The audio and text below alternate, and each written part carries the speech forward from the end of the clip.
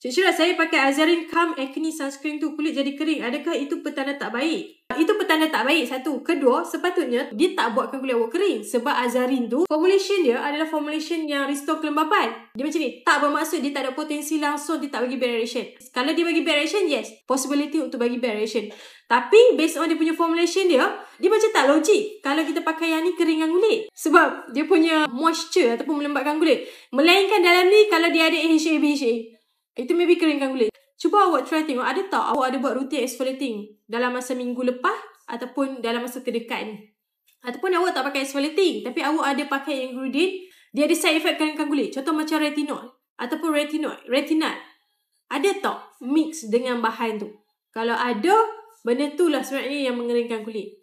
Tapi kenapa awak jadi macam nampak yang ni mengeringkan kulit? Sebab pada masa awak pakai produk tu, awak layerkan dengan produk ni.